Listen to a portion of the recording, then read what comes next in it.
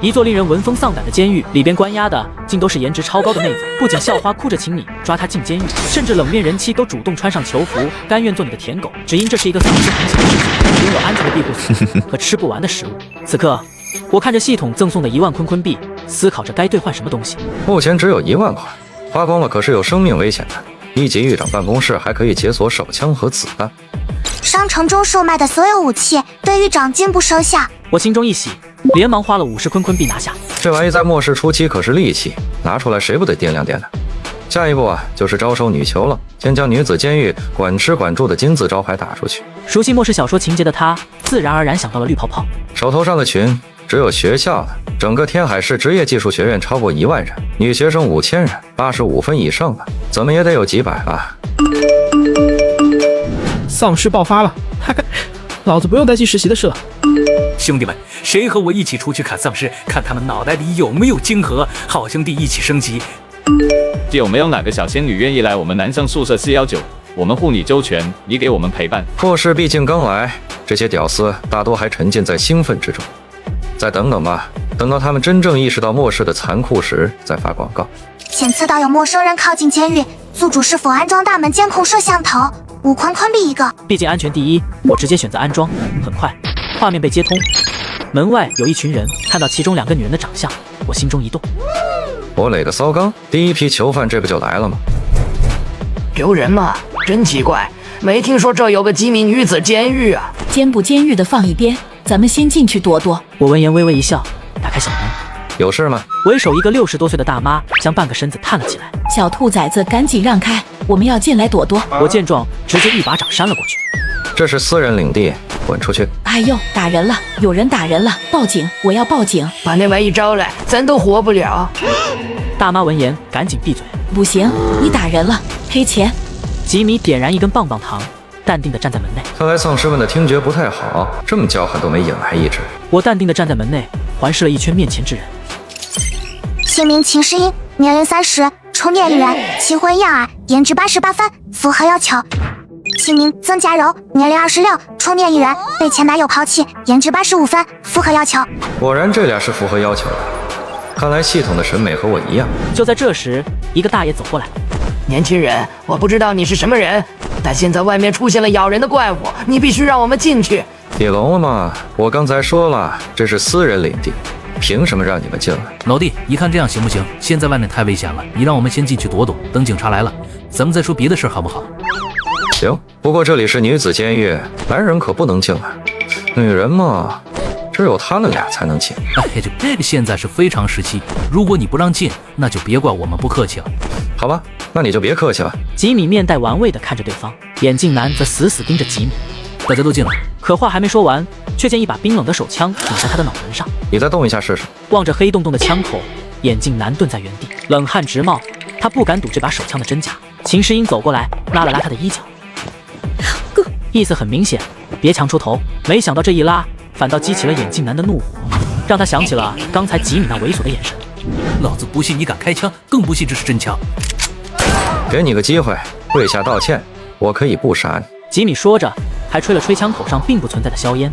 这一枪让在场的人都傻了。你只有3秒钟，3、2。我。眼镜男是真的被吓到了，豆粒大的汗珠扑簌簌往下掉。对不起。丧尸来了！突然，曾佳柔的惊叫引得人纷纷侧目，应该是因为枪响的缘故。从视线边缘处摇摇晃晃走出来一只丧尸。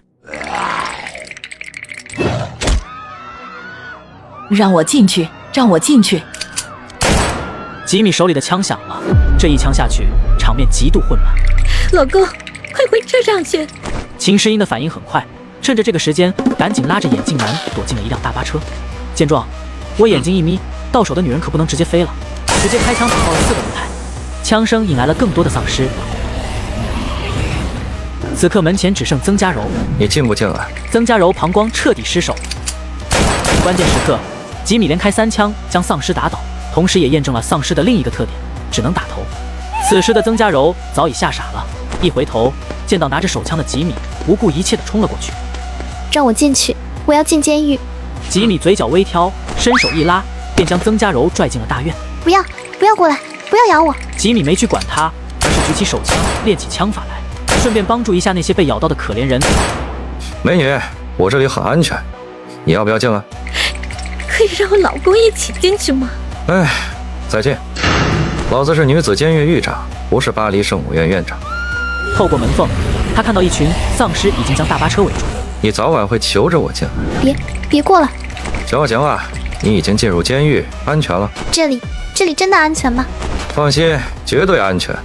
但是嘛，你必须得听话。曾家柔回到监狱，进了大门便是更衣室，因为是1级更衣室，所以装修和陈设十分简单。既然你选择住进我的监狱，那有些规矩我就必须要告诉你，这是女子监狱，从今以后你就是我的囚犯了。而作为囚犯，最重要的就是听话。如果你做不到，那么现在就可以走了。别让我走，我听话就是了。这真是女子监狱。当然，我说过，这里已经被我买下来了。接着，吉米拿出一套女囚服。现在第一个命令换衣服。作为囚犯，你的任何私人物品都不能带进监狱。这怎么穿啊？我要换衣服了，你先出去一下行吗？曾家柔俏脸几乎滴出水来。放心吧，我对看你换衣服没兴趣，不过我得检查你有没有被丧尸咬过。要不你找个女狱警过来行不？没有女狱警。曾家柔闻言差点哭出来，他想反驳，但又找不到什么适合的理由。紧接着，吉米和曾家柔切磋了起台球。检查10分钟后，曾家柔换完了衣服。检测到符合要求的女囚已绑定，姓名曾家柔，颜值85分，无家常，每天奖励85坤币，坤币余额12025，服从度28，请尽快提升。看来只要符合条件的人进了监狱，并且穿上囚服，便自动认定为绑定状态。只不过这服从度有点低啊，得想个办法提升服从度。随后，我带着曾家柔来到了1号监室，这里每个床位上都配好了枕头被褥，除此之外就是一个洗手池，一个非常简易的蹲便，再无其他。设施虽然简单，但在丧尸末世能有这么个地方，应该算是天堂。果然，曾家柔并没觉得不好，反倒是放下心来，因为面前的种种迹象都表明这里确实是一座监狱。那现在我命令你，不许转身，不许出声，听清楚了？吉米又打起了台球，曾家柔浑身巨震。20分钟后，曾家柔的服从度开始增长，最后居然达到了85。你通过了，可以说话了。以后这张床就是你的，吃饭的时候我会叫你。直到这时，曾家柔才呜呜地哭出了声，哭得梨花带雨，我见犹怜。但吉米注意到，就在他说完话后，这女人的服从度居然又莫名其妙地涨了一点。刚才的时候，吉米已经发现私密接触好像更能提升服从度，一个想法在脑海里慢慢浮现。此刻，我将曾家柔收服后回到了办公室，通过摄像头看着曾家柔一个人在监狱内孤独的样子，打算今天多给她找几个伴。于是我拿出手机，打开了天海职业技术学院的群聊，然后把成箱的食物和水源的照片发了出去，并配上文字：所有人，本女子监狱招收美女，管吃管喝，无限量公益需要的私聊，先发本人吴美颜全身照，请注意，只要美女，恐龙人妖勿扰。群里的学生们看到这条消息，好像在某个部位抹上了风油精，集体炸了。我靠，咱们群里记神经病了，还女子监狱，一听就不是什么正经人，真恶心，真下头。这同学，现在是灾难时期，你的矿泉水应该交上来，由我们统一分配，只有大家齐心协力，才能共度难关。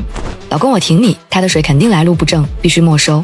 骂声铺天盖地，骂他的人多，加好友的更多，男女都有，一条一条翻着，突然一个名字出现，苏映雪。她眼神一亮，这可是天海大学3大校花女神之一啊，绝对的美女。放在以前，苏映雪这种女神，她可是连想都不敢想，直接通过。很快，苏映雪发来了一条消息：吉米同学，是你吗？正是本狱长。苏校花是想入狱吗？我们整个寝室都想去，可以吗？谁想来，提前发给我照片，否则本监狱概不接受。过了一会儿，苏映雪发来了4张照片，第1张便是她自己。吉米盯着照片欣赏，姓名苏映雪，年龄21，充年龄，颜值93分，符合要求。好，很好。苏大校花，本狱长这就来了。再看另外3人，张小文、董景、何萌萌，分数都不低，其中最漂亮的当属张小文，90分，另外2个分别是87分和85分。充电情况：张小文3人，董景0人，何萌萌1人。无所谓，这又不是找老婆啊。只要进了我的监狱，想要打台球，只能是我。此刻，除了苏映雪之外，还有不少人也加了联系方式，最后确定了20多个符合要求的女大学生。话不多说，我立马来到楼下，用了1000坤币兑换了一辆1级装甲车。交通工具都解决完了，下一个就是提升自身实力。我看着系统面板在强化后面开始加点，每个点数100块，直接花了3800将强化变成了50，瞬间只觉得一股暖流涌上身体，那感觉神清气爽，飘飘欲仙。末世中保命才是最重要的事，有了这副身体，这次出门应该是万无一失。不过这感觉，身体强化之后，吉米就有一种强烈的欲望，恨不得立刻去找曾家柔。难道这是身体强化的后遗症？只要身体足够强，一树梨花压海棠。不过带着欲望出门可不保险，会影响我的正常思维。转眼吉米迈步来到1号监舍，曾家柔见到吉米进来，他嗖的一下起身，有些不知所措。那个狱长好。吉米没说话，只是静静地看着他。不到半分钟，曾家柔的脸腾的一下红了。吉米又打起了台球。足足1小时后，曾家柔沉沉睡去，吉米则是神清气爽。系统中对方的服从度变成了99。随后，我开着装甲车前往天海职业技术学院，一直开了1个多小时，终于到了校门口。我轻车熟路，直奔女生宿舍。路上见到一伙男生，有7、8个人，手里拿着武器，看样子是去外面寻找物资的。这几人见了装甲车，为首一个短发男生拼命挥手，停车停车停车！吉米自然没去管，一脚油门扬长而去。几个男生在后面追了一小会儿，便不敢再继续了，车开得太快，而这种速度，他们根本来不及看清周围的环境，如果一头扎进丧尸堆里，必死无疑。社长，这破车是没看到，咱们还是怎么回事？怎么不停车呢？我要是司机也不停车。对了，你们注意到没有？这车上写着几个字？不错，我看到了，吉米女子监狱。这好像在哪听过。这在学校的群里，一个叫吉米的学生说什么他的监狱专收美女之类的啊。对，就是群里。这么说来，那人说的是真的。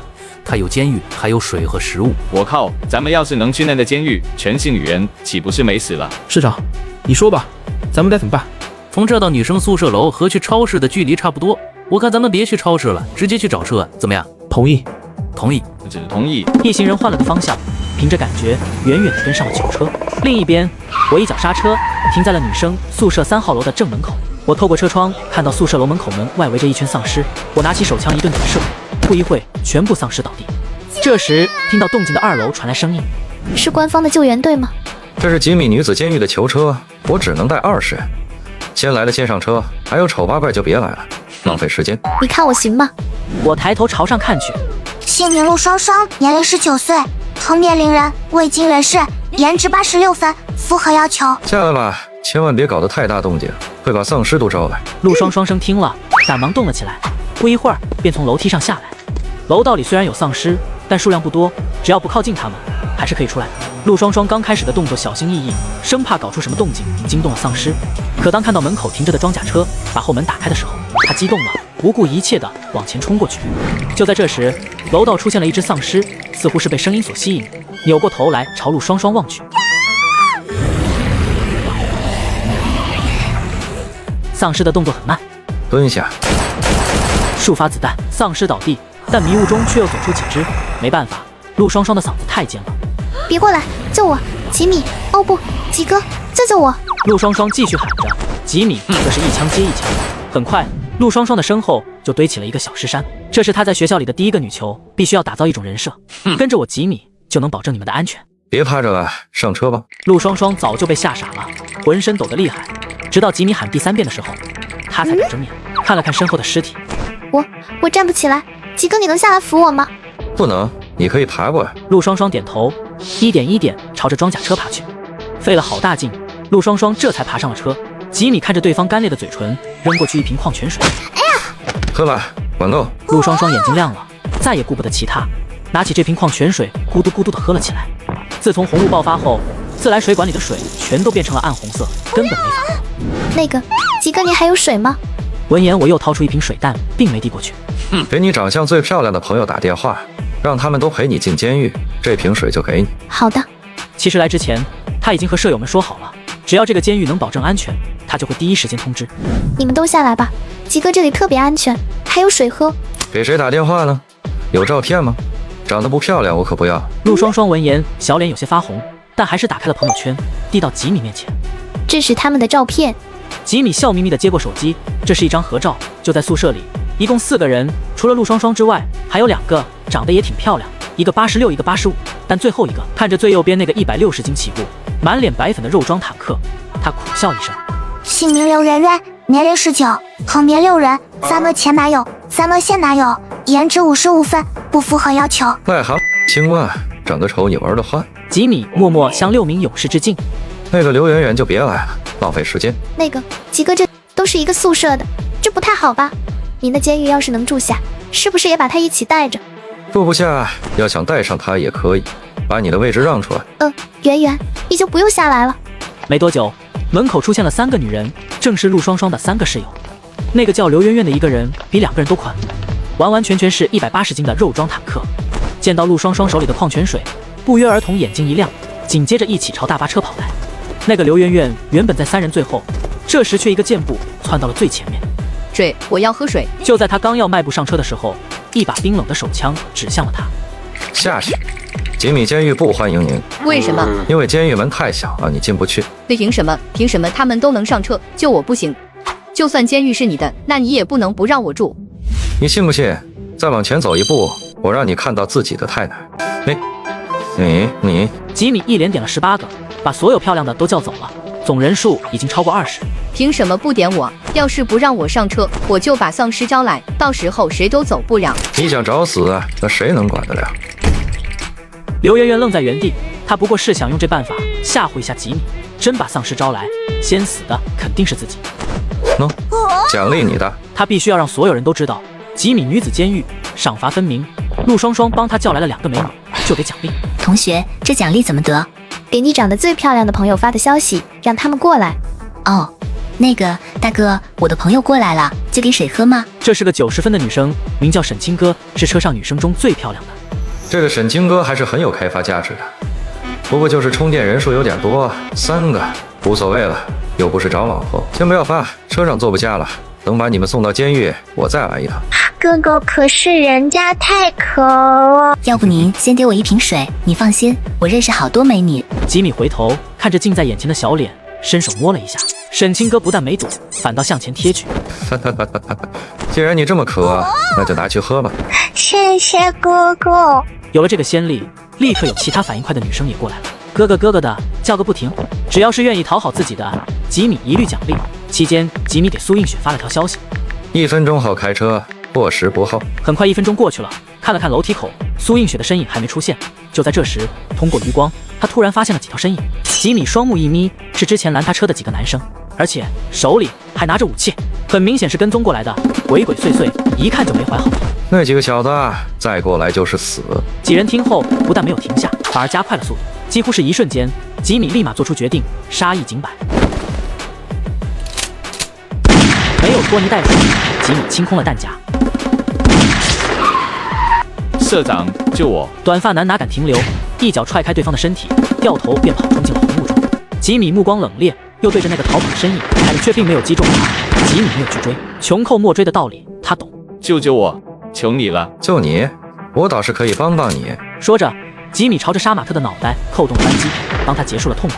就在吉米准备回身上车的时候，从楼梯处又走来4个女生，看过去正是苏映雪，身后就是他那3个发过照片的室友。如果不是发生了意外状况，今天可能就见不到这个女人了，就当是冥冥之中上天的安排吧。有谁会开车呀？上了车，吉米面向众女问道：“我会。那下次你来当我司机。”这个苏映雪还是很懂展现自己价值的。吉米从脚下拿出了4瓶水、4个面包、4根火腿肠，奖罚分明。这可是吉米女子监狱的经营理念，4女同时一洗，这东西在以前不算什么，但对于饿了1天的人来说，那就是美味佳肴。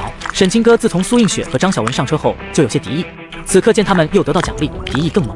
鸡哥哥，人家也饿了，想吃火腿肠。吉米又拿出1根火腿，美女撒娇当然也算是能力了。大家放心，火腿肠只要表现好都能吃到。苏映雪则是秀眉微皱，感觉自己手里的肠都不那么香了。我们辛辛苦苦干了半天的活，结果和那种女人得到的奖励一样，这么下去，以后谁还干活？也不对，干活和去打台球的时间也差不多。装甲车再次回到了监狱门口，吉米发现秦时英一行人还在大巴车里困着，他吱呀一脚将车停在旁边，驾驶位正对着秦时英所在的座位。哎，想好了吗？跟不跟我走？走，我们都跟你走。你要闭嘴！可下一秒，黑洞洞的枪口却让他闭上了嘴。吉米自然没有开枪，因为没必要。他们2个现在哪也去不了，只有慢慢等死。在强烈的求生欲望下，或许秦时英会做出更加正确的决定。我老公可以一起去吗？当然不行，不过嘛，如果你愿意跟我走，我可以给你老公1瓶矿泉水，外加1个面包。秦时英老公的脸因为生气而涨得通红，要不是怕对方的手枪，他早就开骂了，所以只能将发气的目标转向秦时英。你理他干什么？难道你这婆娘还真想去打台球不成？信不信我捶你啊？如果你想通了，随时找我，联系曾家柔的手机就行。说完，吉米便一脚油门扬长而去，直到他走远，眼镜男这才猛地一拍座椅。这个王八蛋欺人太甚！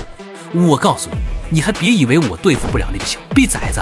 说着，他拿出手机拨通了一个号码。这件事他已经想很久了。不一会儿，电话那头传来一个男人粗犷的声音：“喂，谁呀？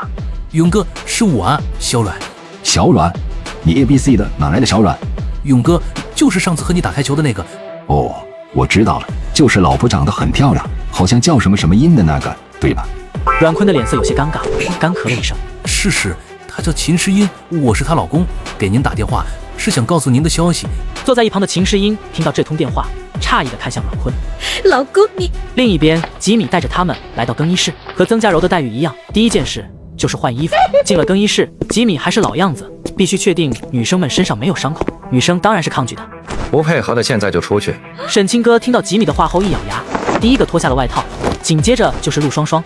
随后，吉米又打起了台球。明明是一座监狱，可所有美女都想抢着进，甚至不惜出价千万，只为当一名听话的女囚。只因世界水源污染，喝下水的人99%都变成了丧尸。而我却在一栋废弃的监狱大楼内当保安，在末世爆发前激活了高等监狱系统，只要收纳高分美女成为女囚，就能获得坤坤币，不仅可以兑换食物、枪支、异能等物，还能解锁或升级监狱的各个区域。可以不穿吗？当然可以，我从不强迫别人。那我不穿。不过监狱有规定，要么穿囚服，要么什么都不穿，你自己考虑了。拿来吧。检测到符合要求的女囚已绑定，姓名苏映雪，颜值93分，物价成，每天奖励93坤坤币，服从度5，请尽快提升啊！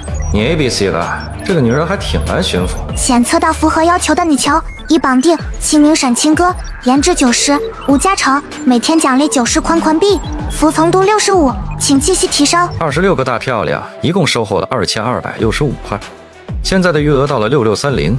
照这个速度，2天后就可以购买异能了。紧接着，吉米带着他们去了曾家柔所在的2级监舍。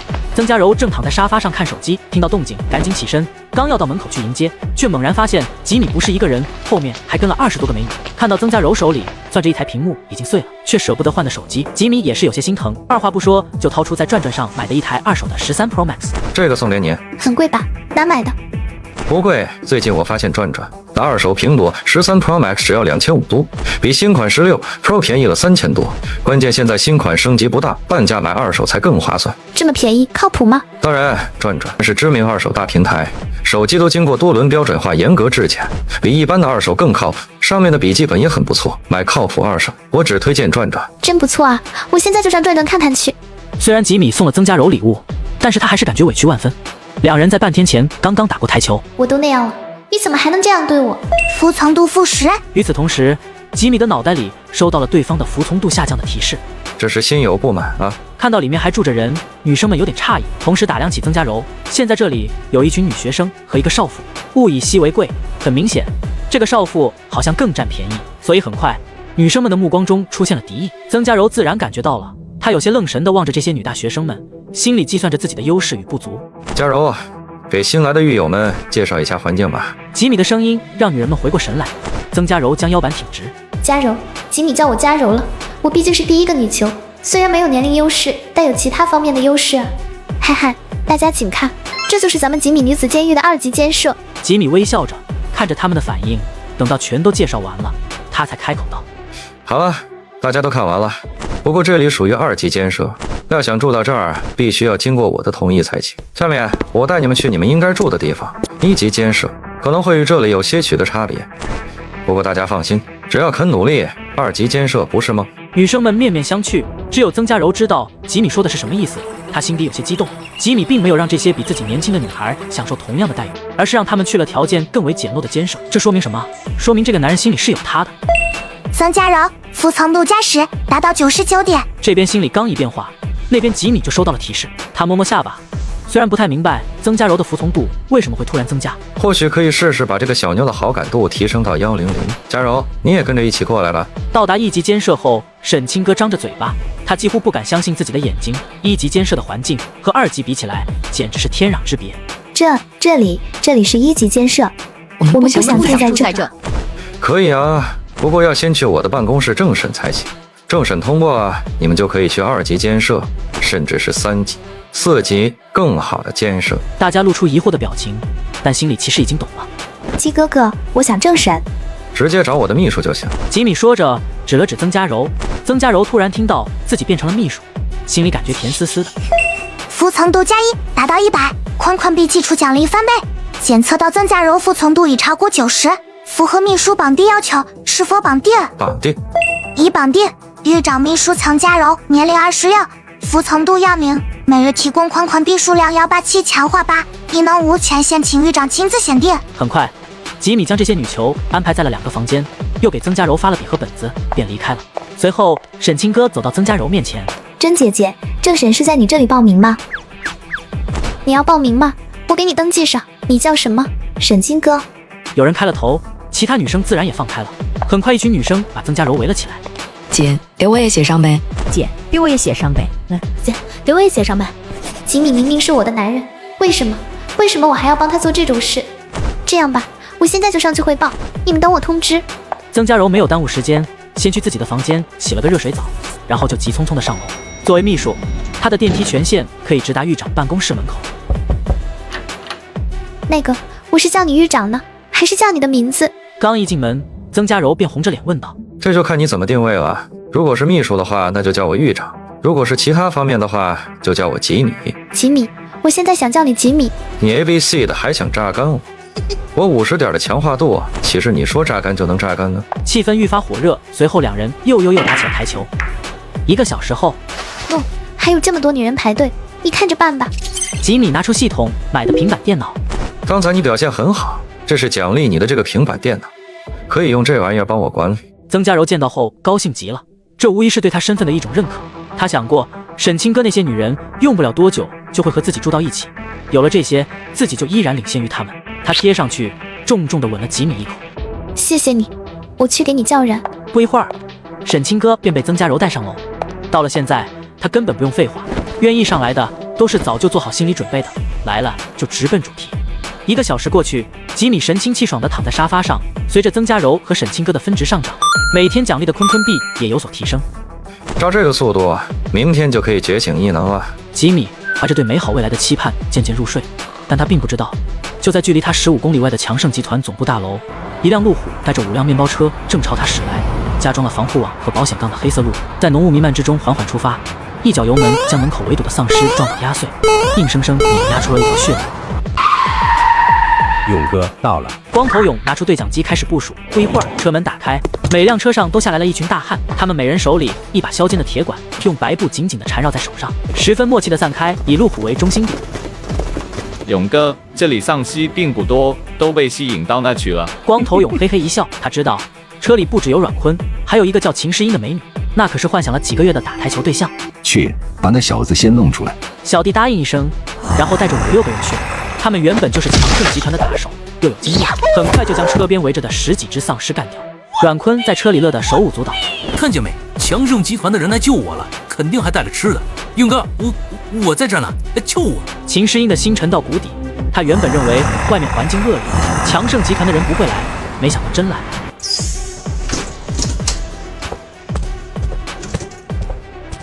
勇哥，是我是小阮啊。我知道你阮，说吧，监狱到底怎么回事？光头勇说着，大咧咧地找了个位置坐下，同时一双贼眼不住地打量着躲在后面的秦诗音。勇哥，你们一大群人是怎么过来的？是不是买车了？是啊，有车上哪都方便点。这得花不少钱吧？不贵，2手来的。我在瓜子2手车买了台特斯拉，才花了9万9。这么划算靠谱吗？瓜子每台车都有官方检测，电车3电系统都有原厂质保，电池还有100天衰减保障。瓜子最近上架了几千台便宜的个人局卖车，买到就是赚到。买2手车，瓜子有保障。本来我也不相信这里有什么监狱，但我们这原来有个女人，进去之后就发了这些朋友圈。勇哥，你看看。光头勇眯起眼睛看着吉米发的那些图片，心中越发确信自己的猜想。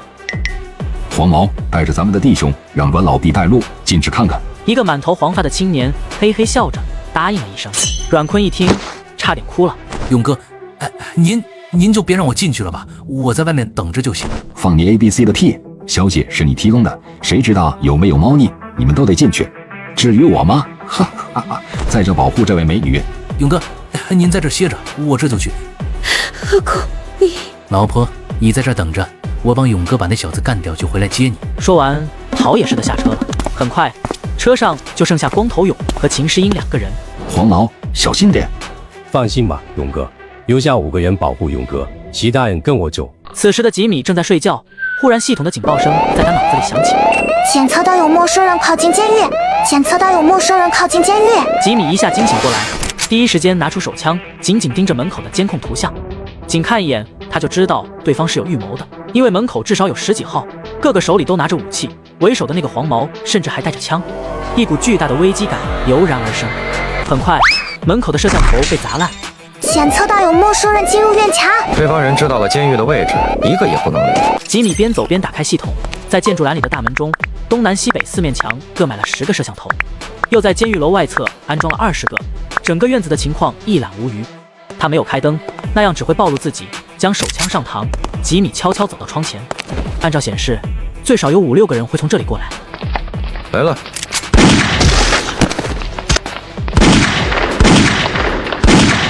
不好，被发现了！有反应快的人大声示警，紧接着他也倒下了，又是2枪，弹夹清空，这支小队被彻底消灭。开完枪，吉米迅速关上窗户，缩回头，身子紧贴着墙壁，转移到更衣室，因为这里也来人了。边走边换弹夹，他还是老办法，根据图像的指引，先将窗子打开，而后静等敌人进入自己的射程之内。不到20分钟的时间里，他用这个办法打死了10多个人。外面黄毛还不知道自己的手下死了那么多，他带着主力部队找到正门口，给我家！一个手拿大锤的胖子冲过去，抡锤便砸，离门最近的玻璃窗应声而碎。紧接着就是一连串的子弹飞出，吉米自然早就发现了他们，双手持枪，也不管外面的人在什么位置，直接就是一顿扫射。胖子被打成了筛子，后面有几个人中弹，惨叫着倒下。黄毛的反应倒是挺快，赶紧后退，然后拿起枪没头没脑的开起来。不过吉米远远的躲在墙后，那些胡乱射击的子弹连他的边都摸不着。过几天再来，老子全都升级成防弹玻璃。我掩护你们，往里冲！你准必死的干的！不知是谁喊了一句，然后一大帮人猫着腰朝楼里冲来，他们的身影出现在监控里。吉米把枪口从墙后伸出来，大致判断了一下敌人的方位，然后开始射击，打中了第1个人，然后是第2个、第3个，一枪接着一枪。门外怒骂声、惨叫声响成一片。吉米，外面怎么了？待着别动。外面的黄毛见人群后退，怒了，又开了几枪。里面的人不多，咱们大家一起下进去。他的声音虽然很大，但人群依然在慢慢后退。黄毛手下的这些人虽然平日里好勇斗狠，但那只是欺负普通老百姓。可现在呢，一个不小心就会把小命搭上，谁还敢？你们不过来不行？难道让我去外面一个个找吗？吉米灵机一动，等黄毛再次开枪的时候，他突然大叫一声，然后在原地猛跺脚，做出逃跑的假象。果然，外面的人听到动静后，撤退的脚步停下了。黄毛又开了2枪，侧耳听着里面的动静。片刻后，他做出判断：我打中那小子了，兄弟们冲进去！冲啊！我靠，有埋伏，怪这！这一次，逃出去的人再也没有任何迟疑，径直朝着院外跑去。吉米一个冲刺，他就追上了黄毛，手起枪落，直接爆头。然后吉米一面看着监控，一面开始屠杀。他发现有人已经跑到了墙边，墙体高2米，并不难爬。如果不想办法，肯定会有人跑掉。所以下一秒，吉米一咬牙，直接花了2000块将院墙升为2级。瞬间，原本只有2米高的围墙变成了4米。哇靠，这墙不对劲啊！咱们刚才是走到这儿吗？全息大雾，谁他妈能找着？离吉米不远处传来几声怒骂，正是被2级围墙困住的人。他循声追去，并不给对方开口的机会，直接开枪杀完人后，他开始沿着墙根往前走。跳不出去的人肯定会在墙的附近想办法，正是击毙他们的最好机会。如此这般，他又干掉了20来人，但系统的提示依然没有结束，也就是说院子里还有活人。吉米找了一圈，但凡碰到倒地的，不管是不是尸体，他都会在顶上补墙。足足过去了半个小时，提示音还没有消失。最后，吉米只得再仔细查看监控。他发现就在大楼外墙根躺着一个人，有点眼熟啊，原来在这儿啊。他按照指引方向走去，果然秦诗英的老公阮坤这小子原本一直跟着黄毛，可见到死人后直接吓疯过去了。他就是那个一直没找到的人。吉米踢了对方2脚，阮坤悠悠转醒，当看到吉米的脸后，吓得肝胆俱裂。别开枪！我的位置就是你告诉这些人的吧？没有，不是我。我最后问一次，到底是不是？是的，别杀我，别杀我！阮坤被吓得居然哇的一下哭了出来，不但上面流眼泪，下面也没闲着，一股淡黄色液体汩汩流出。他们是谁？强盛集团的人。在手枪的威慑下，阮坤像倒豆子一样，把知道的事一股脑全说了出来。他们一共来了多少人？我不知道，只知道他们带头的叫光头勇，在外面的大巴上。光头勇这个人必须干的。别杀我，我愿意把我老婆送给你。你不是一直想要她吗？你死不死，他都得跟我走。别骗！知道监狱位置的人一个也不能留。外面漆黑一片，夜晚的雾好像更浓。吉米拿着枪慢慢朝大巴车挪去。大巴车上，此时的光头勇正趴在秦诗英身上。勇哥，你别这样！哎，你说勇哥打完台球，能不能让咱们兄弟爽爽？那小模样，想想就带劲。听他们说话，吉米知道光头勇就在车里，他举枪对准忽明忽暗的烟头，后退扳机。枪声过后，门口多了5具尸体，车里只剩2人。光头勇还不知外面情况，正准备打台球，吉米不再躲藏，一脚踹开车门。你 ABC 的，你是谁？老子的人呢？光头勇怒道，同时眼睛朝车下瞄去，没看到几个手下的身影，不由有些发慌。你是那个监狱的？把你的枪交出来！光头勇的秃头上渗出细密的汗珠，他盯着吉米手里的枪，慢慢掏出手枪。交枪是不可能交枪的，不是你打就是我活。我问你答，要不就干。听懂了吗？你是强盛集团的人？是。你们是怎么知道监狱的事儿？是她老公打的电话。那今晚你来这儿，还有别人知道吗？高老大知道，强盛集团的董事长。高老大，好熟悉的名字，好像是个黑白2道通吃的人物。他现在在哪儿？我说完，你得放了我。可以，只要你说的是实话。他在北湖区强盛集团大厦东面的私人别墅里。你可以走了。真的。吉米一副你再不走我可要反悔的模样，然后侧身让开一条路。光头勇谨慎地盯着他，然后一溜烟跑下车了。吉米则是对着光头勇的背影连开数枪，把光头勇吓得抱头蹲到了地上，差点哭了。你说过放我走的，我这不已经放你走了吗？那你还开枪？我也没打你啊。那我走。可话还没说完，突然他的余光看到了什么？丧尸，是被枪声吸引过来的丧尸。你这是要借刀杀人啊？你 ABC 的。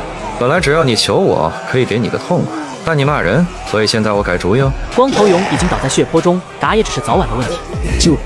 救我啊！求生的本能让他无意识地叫喊着。吉米自然不为所动，而是回到车上，一屁股坐在椅子上。好了，现在整个世界终于安静了。刚才那卤蛋的话，想必你也听到。你老公泄露了我的事，而我却不计前嫌救了你，对吧？按理说你该嘎，但我这人心地善良，所以你走吧。走，怕是比光头勇嘎的还惨。或许跟着这种男人才能在这末世活下去。你的监狱还要我吗？我这人最不喜欢强迫别人。不是强迫，我是自愿进去的。既然如此，那我就收留你。不过呢，进去以后要听话。鸡哥哥，我怕外面有丧尸。你现在已经是我的囚犯了，所以嘛，安全由我负责。回到更衣室，吉米拿出对讲机通知曾家柔下来，还特意嘱咐他把所有要政审的女囚犯都叫下来一并政审。随后，吉米和众人又打起了台球。第二天，吉米一直睡到9点，这才精神满满的起床。先看手机，他发现有些昨天联系的女生失联了，是遭遇不测，还是另有隐情？他心里打了个问号。其中联系最频繁的是一个叫颜月的女生，他知道颜月是本校3大校花之一，与苏映雪齐名。指尖划着屏幕往下，群里的几条消息又让他皱起了眉，显然藏着不对劲的地方。大家注意，不要给学生会的开门。楼下兄弟，怎么了？学生会的人来我们楼层了，好像在瞎上市，我该不该出去？我靠，有人抢劫！该干点正事了。随后，吉米把沈清歌和何萌萌叫到办公室。你们两个换上衣服，跟着我出发接人。沈清歌是艺术系的，负责联系女生。何萌萌在28个女人中胆子最大，可以当个打手什么的。安排好路线，吉米带着2个女人，由曾家柔陪着，前往车库。路上正好遇到苏映雪。映雪，议长好。你会开车是吧？装甲车开过吗？虽然没开过，但我有1年的驾龄。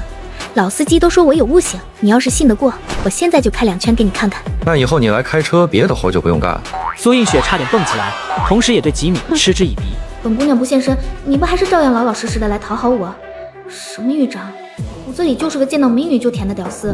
对了，苏映雪有没有通过政审？她有没有政审你还不知道？您稍等，我查一下。说着，曾家柔拿出平板电脑扒拉起来，然后也同样认真的回复道：报告狱长，以求苏映雪还未通过政审。真是可惜，还得我自己开车。哎，希望今天出门能找个司机回来，也能替本狱长分忧啊。说完，在苏映雪吃惊的目光中扬长而去。我还会换备胎。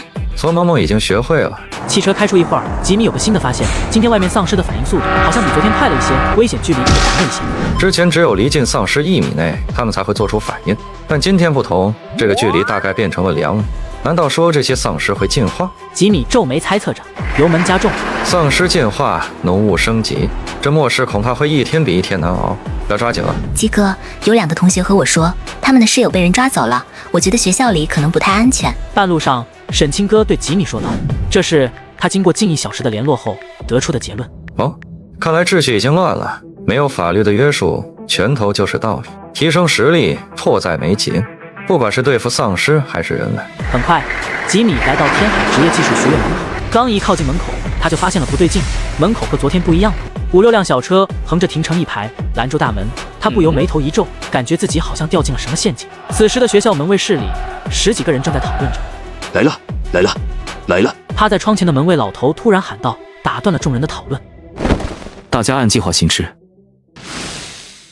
吉米正疑惑时，突然见到出来一队人，立刻明了这是专门在等他。当看清为首之人后，不由一愣。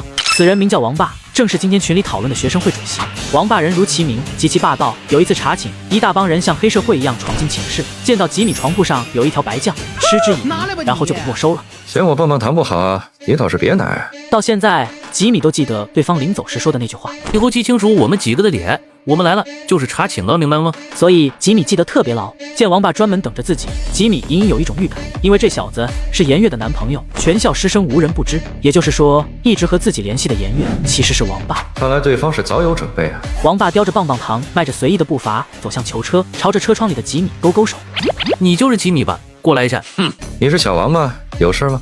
这火车哪来的？跟你有关系吗？小兄弟，别这么火大，好好聊天。这就受不了了。你们学生会欺负人的时候，没见你好好说过话，嫌我说话不好听。你可以不问了，别以为我不知道你想干嘛，装什么笑里藏刀。吉米同学，别误会，我只是想问问监狱的事，既然你不愿意说就算了。说完之后，王霸慢慢后退，眼睛死死地盯着吉米手里的枪，直到已经半引入红雾之后，他这才呵呵笑了2声。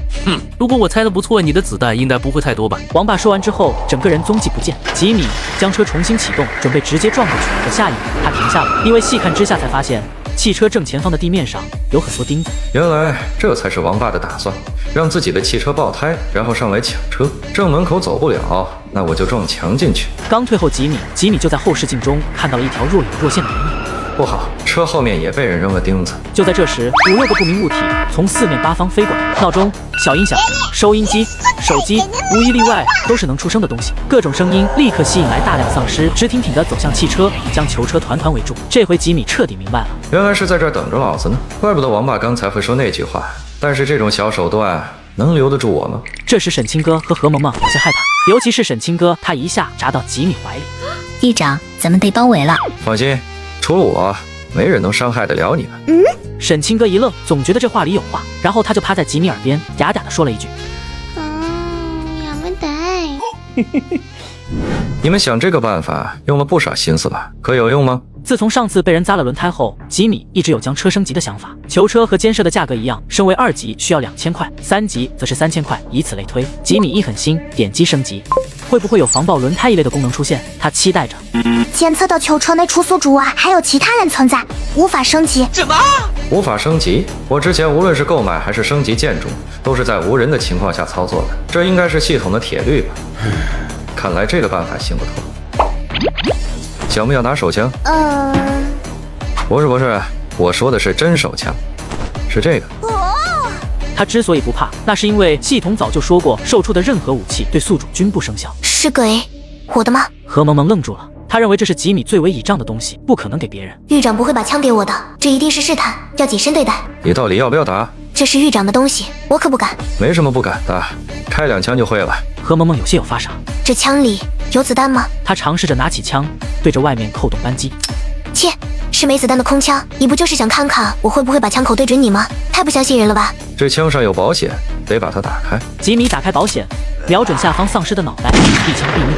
会用了吗？服从度正30。怎么开真枪比开假枪的效果还好？吉米给我的就是真枪，有子弹，能打死人的那种。这可不是一般的信任，而是把命交到了自己手上。这么想着，他的服从度又加了8点，满了。一旦服从度达到100，基础奖励数还能增加1倍，也就是说，明天能多收入85块。好好练练枪法，咱们的监狱还没有预警。言外之意很明显，何萌萌精神一振，这可是好事，不用干活还能摸到枪。他激动地再次举枪，子弹一发接着一发，又倒下一批后，他心念一动，看着不远处的闹钟，扬汤止沸不如釜底抽薪。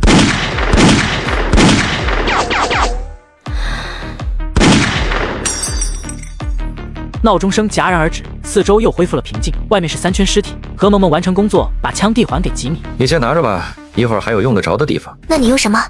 哎，我随便就行了。我操！地上的标本很多，连钉子也不用清理。吉米一脚油门，直接压过去。门卫室里，王爸趴在玻璃上，看不清远处的情况，但可以听到声音消失了。他有点着急，不知道吉米是怎么做到的。本想出去看看，但又怕遇到丧尸。突然，他的视野中出现了一个庞然大物。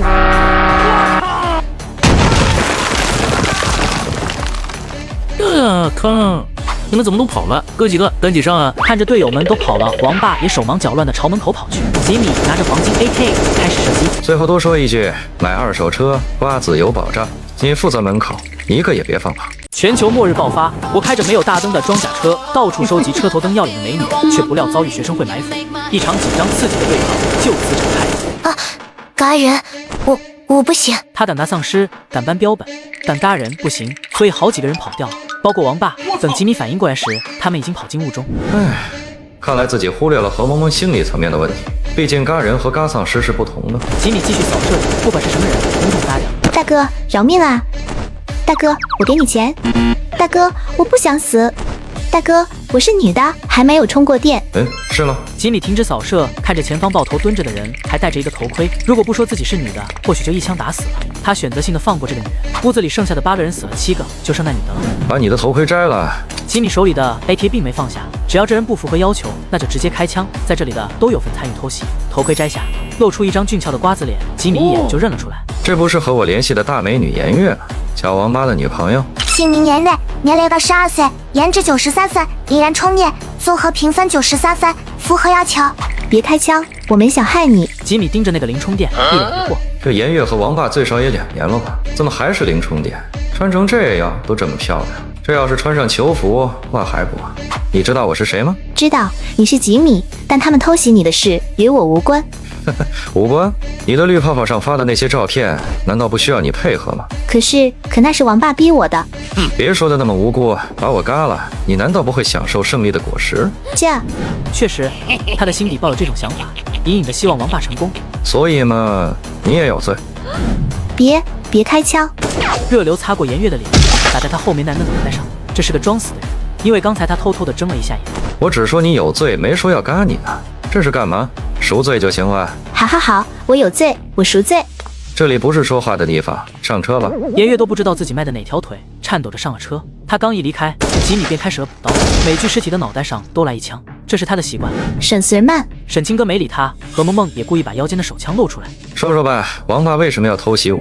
他们可能会去哪儿？在吉米的审问下，颜月将自己知道的事原原本本告诉了吉米。原来昨天吉米离开后，学生会的眼线立刻报信，结合门卫老王的情报，他们确认吉米有辆装甲车和一把手枪，这让王爸疑窦丛生。末世连丧尸都有，难道真有监狱？贪念驱使他决定动手，却忌惮那把手枪。苦思一夜后，他定下毒计，用女人诱吉米入圈套，耗尽子弹后一拥而上，该人夺车。审讯中，吉米还得知王爸能当学生会主席，全靠父亲天海市职业技术学院副院长王明堂。末世后，父子俩迅速勾结，先占食堂，再笼络体育系学生和保安队，这些人身强体健，成了末世里的强战力。王家父子靠食堂净水机反复过滤烧开的水，可防感染。靠着这套手段，他们的势力在学院里快速膨胀。吉米推测，王明堂老巢在食堂，王爸十有八九逃去了那里。走，去食堂，必须得让学院里的人看看，敢和我吉米作对是个什么下场。转眼间，囚车接近了学院食堂。吉米先在食堂门口左右观察了一会儿，他发现门外堵着6、7辆车，看样子是阻止丧尸的。他们有多少人？王明堂在哪一层？保安队大概17、8个，学生会有12个，我们体育系的人比较多的有40多，再加上王明堂和那些男女老师，总共有120多人吧。我操！我去，有这么多人！吉米有些吃惊，120多人，就算他们没有枪，也有一定风险。毕竟食堂里那么多可以藏人的地方，谁知道会在哪儿苟着？知道王爸会在哪一层吗？王爸好像在。对了，我想起来一件事，就在昨天下午，王明堂接了个电话，然后就让王爸玩命去找一个人，这人叫高子晨。找到他的时候，高子晨已经因为喝了有毒的自来水昏迷不醒，然后王爸就派人把他搬到了食堂，还说什么这个人很值钱，具体的我就不太清楚了，但王爸很可能就在高子晨的房间里。高子晨？这人喝了自来水之后居然没有尸变，高子晨会变成异能者吗？最好是把这小子捉回去，好好观察观察。但里面有120多人，应该想个万全之策。吉米打开人物面板，直接选择何萌萌，准备绑定狱警。前线不足，绑定狱警就要先解锁警卫室，是否花费1000捆捆币解锁？是，解锁警卫室。1级警卫室对应解锁物品：36型左轮手枪及子弹、霰弹枪及子弹。吉米将狱警一栏绑定了何萌萌，已绑定狱警何萌萌，年龄21，服从度10，每日提供捆币数量187，强化时异能5，解锁商城中对应物品：1级防护服、战术内裤500块。内裤还有战术的，买，必须全套。随后吉米给自己配了一把霰弹枪，又是380块。到现在为止，手上的捆币还剩290。他假装从前排的座椅下面将东西拿出来。我这里有一套作战服，你们谁愿意和我进去？干掉姓王的，回来我奖励他和我一起打台球。他回头看着沈清哥和何萌萌。狱长大人，我去。不行，不可以。为什么？你说呢？刚才要不是你手软，哪会让王爸跑？现在好了，咱们还得冒险进去。你以为这是心善？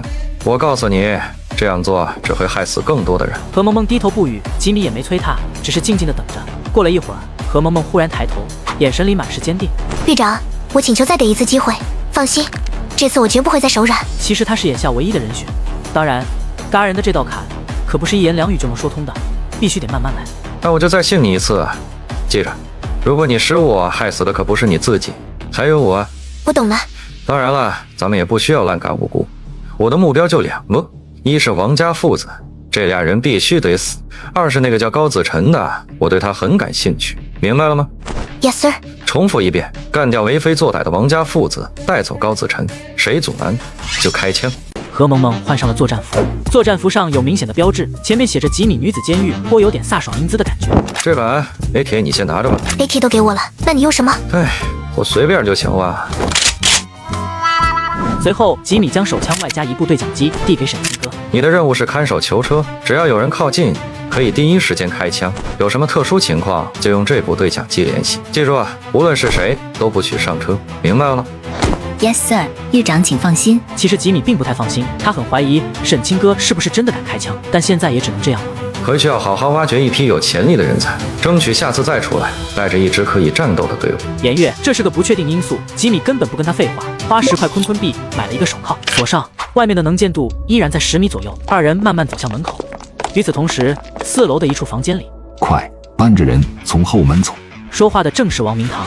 15分钟前，王爸在吉米的枪口下逃出升天，费了9牛2虎之力，这才跑回食堂。而王明堂正纠缠一个名叫白洁的女教师，刚要进一步发展，结果被王爸一嗓子给吓到。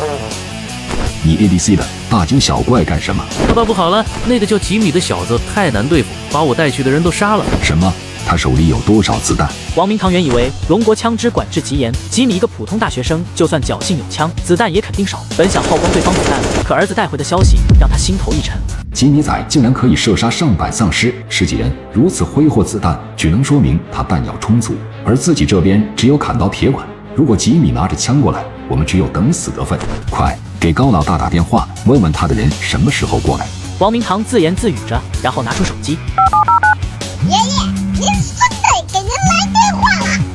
爷爷，您孙子给您来电话了。喂，高老大吗？我这边有点事跟您说。王明堂快速地将情况大致说了一遍。对面高老大听后沉默了一小会儿。王副院长，子晨是我唯一的儿子，他现在没有尸变，肯定还有救。你一定要想办法保护他，否则我答应你的条件，你一个字也别想要。我的人已经往学院赶了，你能拖一会儿是一会儿，实在不行，先放弃食堂，找个隐秘的地方躲起来。等我的人到了，一切都好说。放弃食堂，这里可有不少的食物，净水器也不是那么容易拆下来的。还有女人，尤其是那个白洁，在灾变前我就垂涎已久了。若不是末世之下可以用强，这口天鹅肉我恐怕一辈子都吃不到。最关键的是，他 ABC 的到现在我还没真正吃上。糊涂，是食堂重要还是你的小命重要？等我的人过去，有了枪，你还怕不能把食堂抢回来？行，高老đại，我听你的。现在就把高公子带着，找一个安全的地方，等到了咱再联系。挂了电话，没去管哭哭啼啼的白洁，他开始指挥手下抬人撤退。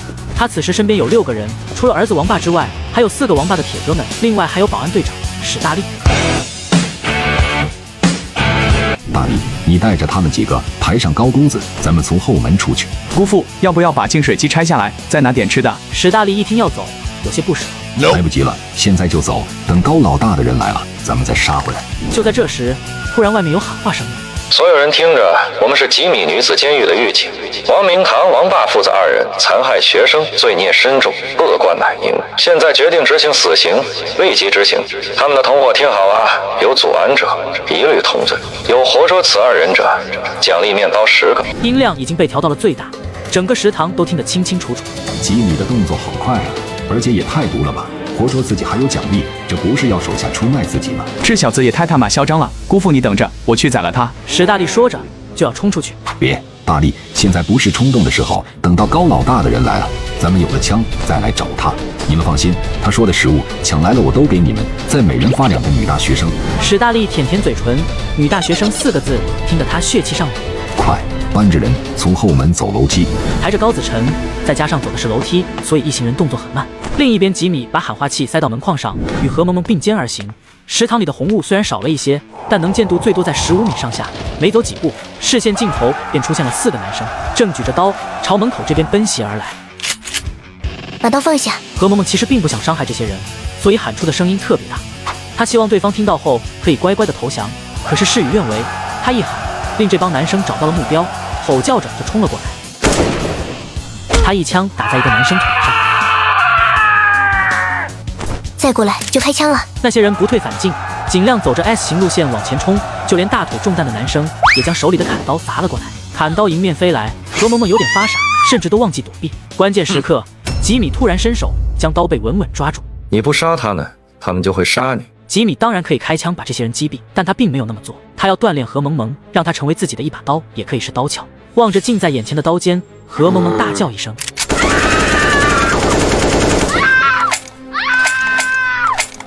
好了好了，他们都死了。望着眼前的4个男人，他一下子有些难以适应。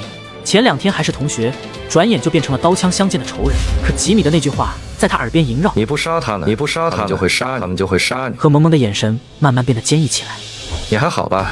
用不用休息一会儿？不用，我没事，咱们上楼吧。吉米带着何萌萌一口气杀到4层，在绝对的实力面前，没有人敢反抗。他没有滥杀无辜，只是让这些人抱头蹲到墙角。2人很快来到颜月所说的房间，何萌萌第一个进去，却发现里面空无一人。是颜月胡说，还是人藏起来？挨个房间看看，小心点。2人随后挨个房间逐一检查，直到最后一个房间，刚一开门，立刻传来女人的尖叫声。别开枪，我们是真的老师，何同学。白老师。为首长的最漂亮的女老师认出了何萌萌。这女老师吉米也知道，名叫白洁，是天海职业技术学院老师团队中的颜值担当。她的目光扫向对方。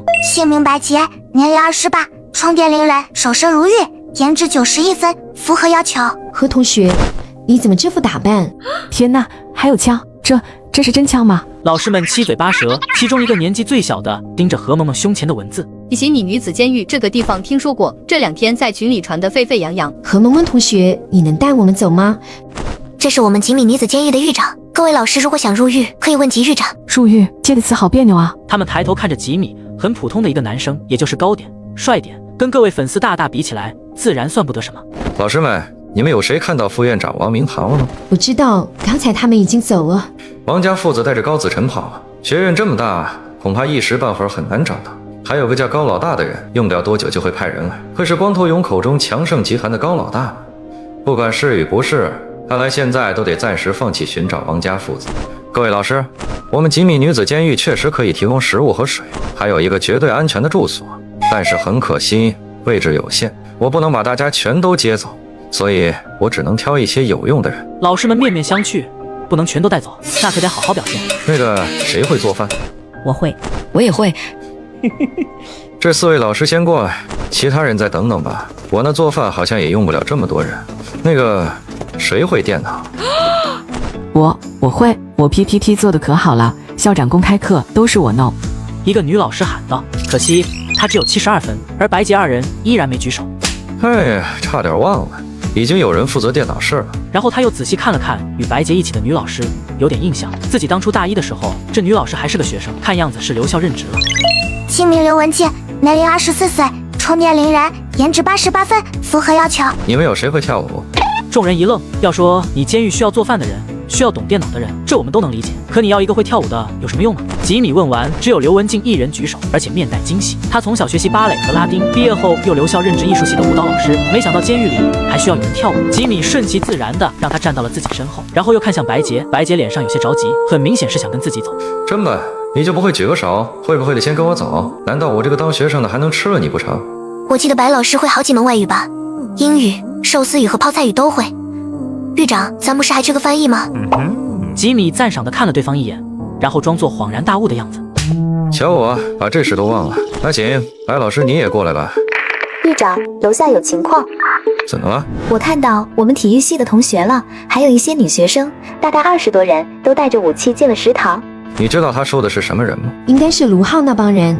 王明堂之前派他们去学生超市抢点食物和香烟。吴浩，这名字有点耳熟啊，不正是第3集带人袭击我的那个短发男吗？当时这小子身手挺灵活，自己可是几枪都没打中啊。看看你今天的运气还有没有这么好。随后吉米带着何萌萌和6个战利品朝楼下而去，至于其他人那就和他没关系。所有人听着，我们是吉米女子监狱的狱警，王明堂、王大父子2人残害学生。你背袭的什么玩意儿？吓老子一跳！浩哥，这儿呢有个会出声的喇叭，什么破东西？为什么摔我的东西？红雾中走出2个淡淡的人影。你没被吸的谁啊？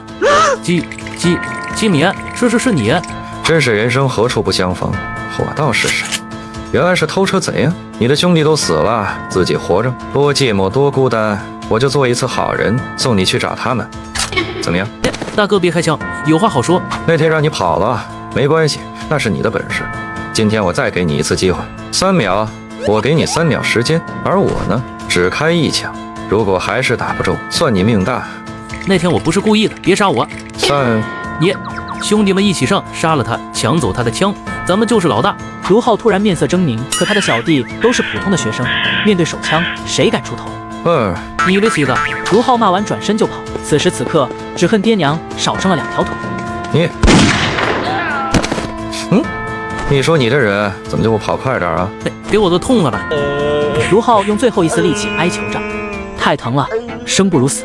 那可不行，我都说了只开1枪，哪能言而无信呢？吉米收拾卢浩后，之后带着众人返回监狱。回到监狱后，吩咐曾嘉柔安排他们换衣入住。曾姐姐，这次带回来的人有会开车的吗？现在还没统计呢，不过这次有6个老师，应该都会开车。苏映雪闻言，脸色有点发白。啊，映雪！新人中有不少都认出了苏映雪，跑过来打着招呼。苏映雪很吃惊，尤其是看到平日端庄稳重的女老师，居然穿着和自己一样的衣服时。白老师、刘老师，你们都来了。师生见面，没有想象中的和谐场面，只有相对无言。白洁和刘文静甚至都不敢抬头。狱长，你看看吧，短短几个小时就有这么多人报名政审，您过目。纸上写着30多个人名，吉米有些甚至都记不住名字。不过其中一个他印象比较深刻，苏映雪的室友张小文。就让张小文先来吧。 Yes sir， 通知张小文去洗浴中心洗漱，随后到狱长办公室报到。没一会，张小文来到了办公室，两人又打起台球。身体经过强化的吉米展现出压倒性实力，每一次精准击球都让张小文手忙脚乱。服从度3涨3落，最后定格在了98点。打完台球后，吉米打开系统界面，随着白洁等新囚犯入狱，坤币余额已累积至12455。他果断点击觉醒按钮。末世中每人最多觉醒1种异能，是否随机觉醒？是。宿主已随机觉醒异能，空间之门。吉米心中大喜，闭上眼睛，仔细体会着身体的变化。片刻后，他抬起右手，面前凭空出现了一道空间裂缝。他开始做起了实验，首先验证了空间里的时间是静止的，包括动作。他把手机扔进去，过了一会儿，将门换了个方向重新打开，紧接着手机就从另外一个方向飞了出来，时间和扔进去时一样。如果把空间之门开在身前，那枪战的时候只有我打你，没有你打我。试问阁下如何应对？或者提前把子弹射进门，到时候双手插兜对着你贴脸开大，阁下又该如何应对？但频繁使用后，强烈的眩晕感袭来，吉米意识到这是精神力透支的征兆，得赶紧休息恢复。这一晚他睡得格外沉酣，不光是身体的疲惫，更有异能耗竭后的深层倦意交织，让他彻底沉入了梦乡。第二天早晨，曾家柔带着5个女人来到办公室，都是报了名正审的。狱长，你是先做早操呢，还是先吃早饭？6个人都准备好了。6个，不是5个吗？6个。吉米秒懂。那就你吧，服务的这么周到，也应该奖励奖励。你们先回去吧，放心，机会总是有的。5个女人互相看看，都露出失望的神色。众人走后，两人又打起了台球。切磋完台球后，吉米让曾家柔集合所有人，他要论功行赏。众人很快集合。安静，安静！咱们吉米女子监狱有功必赏，有过必罚。昨天出门救援，有3个人功不可没，可以说没有他们，你们当中大多数人都不可能活着到达监狱。吉米高声说道，目光扫视众人。他们就是何萌萌、沈清歌和陆双双。说着，吉米缓缓上去，走到昂首挺胸的3女面前。吉米像将军审视自己的士兵一样。我决定任命何萌萌为狱警队长，陆双双为副队长，沈清歌为狱长助理。陆双双服从度+4，达到100点，基础系数奖励3倍。沈清歌服从度+43，达到100，基础系数奖励3倍。从今日起，何萌萌、陆双双，你们2个负责监狱的安全。现阶段咱们一共需要10个狱警，你俩商量一下，看看谁适合，告诉我。台下其他人眼睛一亮，需要10个狱警，也就是说还有8个名额。在监狱里，狱警自然比女囚强。沈清歌，你的工作就是专职负责我的生活起居。会议后再次出发，目的地职业技术学院2号宿舍楼。跟他一起去的还有陆双双与何萌萌。这2个女人现在的服从度都是100，是最为理想的打手。此外，吉米还叫上了一个叫董景的女生。狱长，有事吗？董景抬头看着吉米，脸色微红，似乎有些害羞。居然有85的服从度，看来是听话的类型。今天你陪我们去救援，愿意吗？我是不可能正审的。看看你都想些什么？我没说正审的事，难道你是想提醒我？我才没。其实我也不想对你正审。这是在嘲笑我吗？他想反驳2句，但一时又找不出合适的文字，最后只能是低着头跟在吉米身后。装甲车缓缓出发。上午10点，囚车驶进学院。学院里此时异常安静，保安室是昨天枪战后留下的残骸，还有几只丧尸正趴在尸体上啃食着。吉米一脚油门驶过，很快便到了2号宿舍里。确定周围安全后，他让何萌萌和陆双双下车，将录好音的喊话器扔到门口东侧20-30米的位置。一来可以让楼里的人知道救援来了，二来也能吸引丧尸的注意，减轻囚车这边的压力。江南皮革厂倒闭了，浙江温州。粉丝大大们，不好意思放错了。末世无情人有情，吉米女子监狱给你一个安全的港湾。本监狱管吃管喝，专收美女。不一会儿，便有女生打开窗户。是吉米女子监狱的吗？女孩压低着声音，但掩盖不住兴奋。学校里早就传开了，有个女子监狱，管吃管喝又安全，去了就能活。但有一点，只要美女。何萌萌随手干掉一个试图接近的丧尸。是，觉得自己能达标的就下来吧。可是楼道里有几只丧尸，自己想办法。这也是吉米要求的，他给出的理由是不想让自己的女儿冒险。与此同时，办公楼校长休息室内，强盛集团董事长高老戴正守在昏迷的儿子高子晨床边。昨天夜里1点多，他亲自带着110来个手下，开着16辆车赶到了职业技术学院，可以说是整个集团倾巢出动，自然是为了他的独生子高子晨。老大，咱们有幸你看到吉米来了。阿龙干得好，王院长，你们学院的2号女生宿舍楼在什么方向？王明堂此时无比后悔，他放弃了食堂，放弃了垂涎已久的白洁，保护着高子晨躲到校长室，可答应他的手枪呢？高老大来了之后，压根就没给。不但如此，他还得罪了吉米。哎，现在说什么都晚了。高老大来了，有人有枪，以后我是一点话语权都没有。还玩女人呢，恐怕连儿子都保护不了。看看那个叫阿龙的男人，看自己儿子是什么眼神？在办公楼的西南面。阿龙，告诉兄弟们，按计划行事。是。矮壮男答应一声，然后瞄了一下角落里站着的王爸。老大，我想当几个帮手，救他吧。龙哥，孩子还小，啥也干不了啊。没事，听话就行。告诉老莫，我想吃鱼了。高老大，那这个王爸我可以带走吗？赏你了，但是一定要把事情办成。在王明堂哀求的眼神中，王爸被阿龙带走了。二人上了一辆越野车，朝着不远处开去。大约10几米后，停在一辆面包车前。老莫，强哥他说讲鲫鱼了，一会吉米会从那条路过来，按咱们之前说的干他。知道了。就这样，阿龙一辆车接着一辆车的通知，谁在什么位置，该干什么事，说得清清楚楚、明明白白。而王爸只有在副驾驶傻傻坐着的份。一共15辆车全部安排好后，阿龙把车停到了角落。Hey man， 不许动哦。龙哥，你想干嘛？别叫龙哥，叫我爸爸。我只是想和你打台球。随后，两人的球杆发生了激烈的碰撞，竟然是在车上打起了台球。吉米忙活半小时，车里已经装了一大群女生。天海职业技术学院已经没有什么价值了，还不如换个地方。而这时可惜啊，3大校花女神没有集齐，而且缺的还是3大校花之首。高熙然，3大校花之首，家世十分显赫，父母是当地高官，每天收到的花可以绕地球1圈。你们谁认识高熙然？我和熙然一个宿舍，末世前几天他就没来上学了。吉米看了这女生一眼，姓名王娜，年龄21，颜值89分，符合要求。哦，真可惜。你知道他家住哪儿吗？这个不清楚，他从来也没说过。就在这时，突然斜侧飞过来一个东西。我操！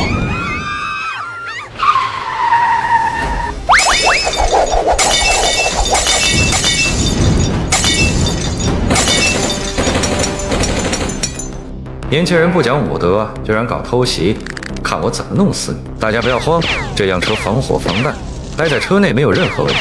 整车升级后，已经变成了防弹玻璃，刚才被子弹击中的地方只留下一点点淡白色。汽油瓶灼灼燃烧，车窗外烈焰翻腾，透过因高温而扭曲的空气。吉米看到前面不远处停着3辆车，每辆车上下来了2个人，6个人，6把枪对着装甲车齐刷刷的开火，子弹呼啸而至，打在挡风玻璃上，形成一片白点，视野变得模糊起来。检测到装甲车损毁1%，修复需花费30宽捆币。检测到装甲车损毁2%，修复需花费60宽捆币。看来，即便是防弹玻璃，也有一定的上限。如果承受的子弹太多，早晚也有碎裂的时候。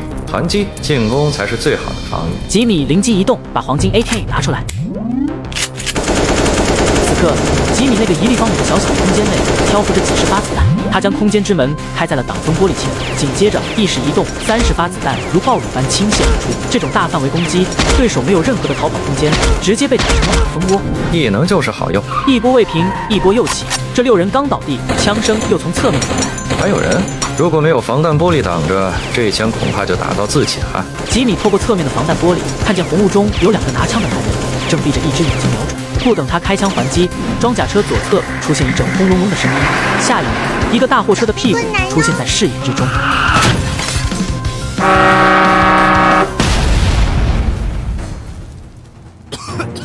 你 ABC 的，还有完没完啊？吉米怒骂一声，这几轮攻击下来，搞得他晕头转向。2辆厢货撞完后，迅速朝前开进红路，然后再次倒车。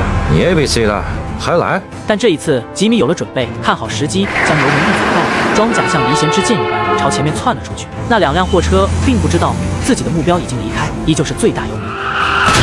一声惊天动地的巨响，2辆车尾来了个亲密接触，哥们们摔了个大跟头。董景早就吓傻了，自从听到枪响，他就以为自己必杆无疑，所以看吉米，立马将他当成了主心骨。队长，救命！他说着扑到了吉米怀里。吉米知道现在可不是享受的时候。闭嘴！再吵，老子现在就和你打台球。服从度加我。吉米的脑袋宕机了0.1秒，不过很快又重新将注意力集中到敌人身上。这帮人有枪，又不是学校里的人，还能精准地埋伏在自己的必经之路上。难道是高老大和王家父子联手吗？想留下我，就凭这个，熟练的打开空间存子弹，射击这次更准了，一圈下来，原本打算冲上来的那些人伤亡惨重。我靠，这小子太狠了，快跑！车外是一个男人肝胆俱裂的声音，像是见到什么恐怖至极的东西一样，拔腿就跑。现在想走，晚了点吧。吉米快速回到座位上，一拧方向盘，都坐好，该咱们反击了。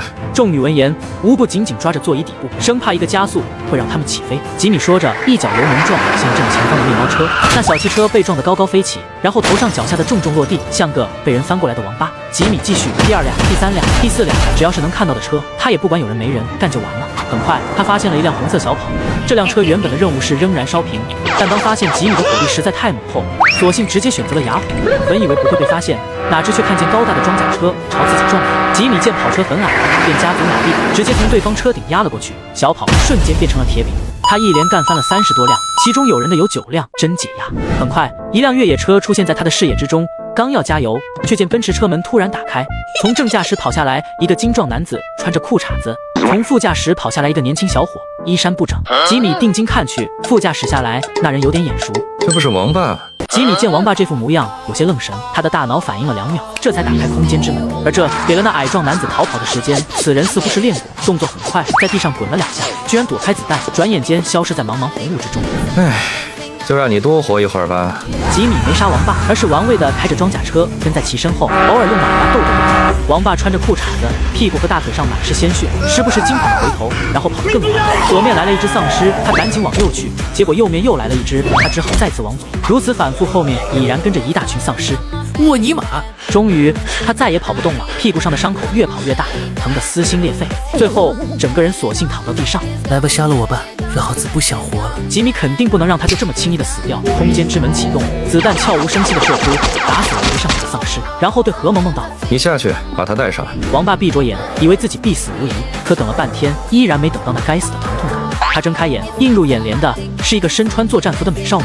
然而下一秒，这美少女的话让他更想死了。你是真恶心，没想到还是个 gay。王八自然知道对方说的是什么意思，欲哭无泪。何萌萌恶心的撇了撇嘴，用泛着黑色光泽的小皮靴像踢死狗一样给了王八2脚。快起来，我们狱长要见你。吉米要见我啊？不，我不要去，让我去嘎了。可在枪口之下，他哪有选择的权利？最终，王八上了车，紧接着就是一阵女生的惊呼，中间还夹杂着嗤笑声。这比我弟的还小。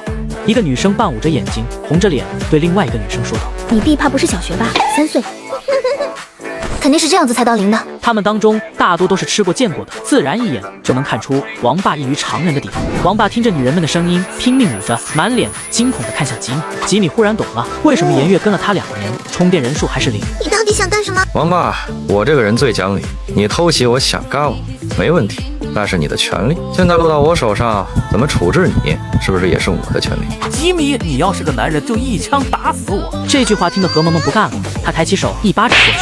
我们吉哥哥是不是男人？你有资格评论吗？杀了你，那太便宜了。我看刚才那个小个子似乎和你关系很亲密，这样吧，我找到他，把你送到他身边，怎么样？这句话戳中了王霸心底最深的痛苦，他拼命地摇头。你还是干了我吧。说他们是谁？把你知道的都说出来，我可以点你个痛啊。他们是强盛集团高老大的手下，是来接高子晨的。王爸说的和我掌握的一样，高老大，这个人已经是第2次派人来杀自己了，绝不能留。他们在哪儿？那个吉哥有件事想求你，能不能让我也进您的监狱？你刚才可不是这么说的。吉哥哥，我不想死，以后跟着您混，给我口吃的就行，让我干啥我干啥。他们能干的人家也可以。可惜呀，我那是女子监狱，要想进来，你得做个手术。监狱里除了我这个男人外，不允许也不可能再有第2个。打至王爸低头看了看自己的老弟，突然一咬牙：“行，吉哥，这个手术我做。”你小子是真听不懂玩笑是吧？除了做手术，你还得干点别的。什么事？吉哥哥您说吧。给我带路，杀了高老大和他手下。行，高老大还有10个手下，他们都在学校的校长室。将陆双双留在车上，吉米带着何萌萌和王爸下了车，3人直奔办公楼。而此时的校长室内，老大快看，少爷退烧了。退烧了？这现在已经38度了，这烧退得真快。就在这时，一阵慌乱的脚步声出现在门外。老大，高老大回头看到了从吉米枪口下死里逃生的阿龙，仅打量了一眼，他心里便升起不好的预感。怎么回事？老大，不好了，那个叫吉米的火力太猛，老莫和兄弟们都嘎了。一句话，高老大的头皮差点炸开。你说什么？废物！几10人偷袭一个，有枪有子弹，结果还大败而归，算是白养你们了，废物，废物，一群废物！老大，别骂了，快走吧，没准备的经理什么时候就杀上来。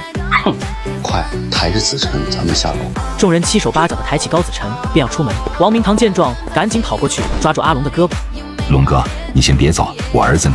阿龙本就着急，见王明堂还来耽误时间，直接一脚踹出。去滚你！王明堂被踹了个四脚朝天，半天爬不起来，躺在地上怒骂着。你 ABC 的，我。阿龙顿时来了火气，老子受经理的气，还能受你的气不成？下一刻，对着地上躺着的王明堂便是一顿极限输出。很快，王明堂便有出气没进气了。阿龙这才解气。呸！咱们走。想走，走得了了。经理这两个字就像魔咒一般，有两个壮汉下意识的去摸腰间，这才想起来，所有的枪都被阿龙拿走，集中火力偷袭去了。下一秒，两人同时倒地，每人脑袋上多出了一个血窟窿。这是什么超能力？双手插兜竟能发出子弹？大家一起射！高老大不愧在社会上摸爬滚打多年，很快反应过来，他知道现在只有一拥而上，才有可能做掉吉米，才有可能活下去。他的手下和学生不同，他们平日里就好勇斗狠，到了生死关头，自然生出了一股戾气，所以他们冲了上去。可是这有用吗？在绝对的实力面前，一切都是浮云。吉米空间大开，先是左面，然后是右面，子弹尽数飞出。转眼屋里活着的只剩下了高老大和阿龙，还有那个一直昏迷不醒的高子晨。吉米拿出一把左轮手枪，递给身后的王霸，指着抖成一团的二人：“来了，该怎么做你自己选择。这小子可是你的杀父仇人。”你个王八蛋！阿龙害怕了，生怕对方开枪，赶紧用胳膊挡住脑袋。别！除了杀父之仇，还有，刚才同我菊花的事，去死吧！王霸疑惑地看着手枪，又开了2下，这才突然明白吉米给他的是一把空枪。哎，不好意思，忘装子弹了。我操！你骗我！小逼崽子，居然想杀我！随后两人扭打在一起。鸡哥，救我！王霸不是对手，被阿龙按在地上抽空求救，紧接着拳头就像雨点一样落到了他的脸上。就让你们狗咬狗吧。半分钟后，王霸和他老爸一样被阿龙活活打死了，而阿龙也气喘吁吁地坐在地上。哎，真不禁打，我还想多看会儿。然后他就在阿龙的脑袋上补了一枪。做完这一些，吉米面无表情地看着高老大。好了，现在只剩你了。别过来！就在这时，一声嘶喊从床上发出，正是昏迷数天的高子晨。高子晨醒了。子晨，你醒了，感觉怎么样？有没有哪里不舒服？你他妈敢杀我爸，我弄死你！只见高子晨的眼睛中突然射出2道白光，以极快的速度迎面打来。吉米往右一跳，整个人弹射而出，白光落空，射在墙上，居然打出了2个小孔。好厉害，这可比子弹的杀伤力大多了。滚出来！不对，我怎么把空间之门给忘了？来呀，打我！吉米一边说道，一边把空间之门开在身前。你找死！绿德小心！就在这时，何萌萌突然喊了一句，眼中只看到吉米有危险，不由得心头大骇。他像疯了一样对着高子晨的举枪便射。别！操！吉米本想过去，无奈高子晨的速度太快，等到他反应过来时，何萌萌已经倒下了，鲜血染红了他的前胸。我去死吧！空间里剩余的子弹倾泻而出。就在这时，变故又生，高老大一把扑上来，推开自己的儿子。爸，你醒醒，我跟你拼了！高子晨射伤了何萌萌，吉米打死了高老大，两个人杀红了眼。高子晨的白光一道接着一道，他想不懂为什么射不中吉米。他原以为自己是独一无二的存在，是主角，是这个世界的主宰。可没想到醒来后遇到的第一个对手就这么难。一时间，高子晨百感交集，思绪万千，只觉得头晕脑胀。为什么会头晕？这个想法刚一出现，高子晨突然就站不住，眼前金星乱冒，那双引以为傲的双眼再也射不出丁点白光。我这是怎么了？转眼间，双腿一扑通一下坐到地上。完了！这是他昏过去前脑子里出现的最后想法。而吉米这边也不好受，同样是天旋地转。此时的吉米尽力稳进之门，脑门上的汗水如瀑布一般往下。吉米强打起精神，关闭了空间之门的防御状态，翻转过来对准，以其人之道安治其人，他要用高子晨的白光解他的性命。敢挡老子的女人，去死吧！可下一秒，空间之门没有打开。靠，没有异能量了。吉米是万没想到，这么关键的时刻，空间之门居然打不开。他踉跄着退了几步，勉强稳住身形，捡起和萌萌的 AK， 对准昏迷中的高子晨。第第一枪打中了对方的左臂，但由于体力不支，实在无法控制机枪的后坐力，所以从第二枪开始，子弹越打越高。也是因为这一枪，让高子晨从半昏迷中清醒过来，腹部的伤痛拼出最后一丝力气，猛地爬起，然后像炮弹一样冲向窗边。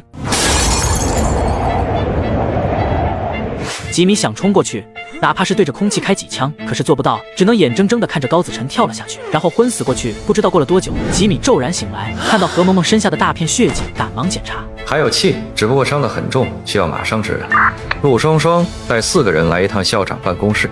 不一会儿，陆双双带着4个女生上来了，见到满地尸体，吓得失声尖叫。也只有开过枪的陆双双好一些，第一时间冲到吉米身边。吉米，你没受伤吧？当然没事啊，凭他们几个还伤不了我啊。作为女球们的主心骨，她得尽量让自己看起来没有任何问题。萌萌，她怎么了？她受了重伤，我们需要赶紧回监狱。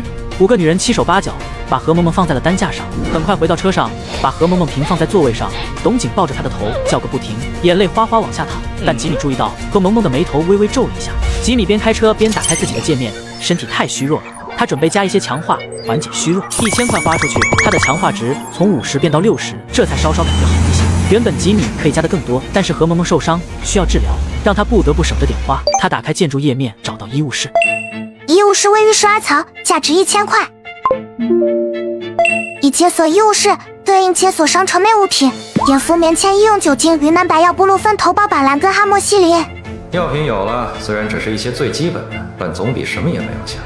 随后他拿出对讲机，把何萌萌受伤的事大概说了一遍，让曾家柔带着人去车库门口接人。1个小时后，囚车缓缓驶入监狱，曾家柔早就准备好了。刚一开门，他便带着10几个女囚迎了上来，女囚中包括了苏映雪，毕竟他和何萌萌是最好的朋友。把何萌萌送到12层的医务室，那里有药，剩下的事情曾家柔你处理好，我要去休息一下。何萌萌被抬下车，送上了12层的医务室，但几个女人围着她却是束手无策。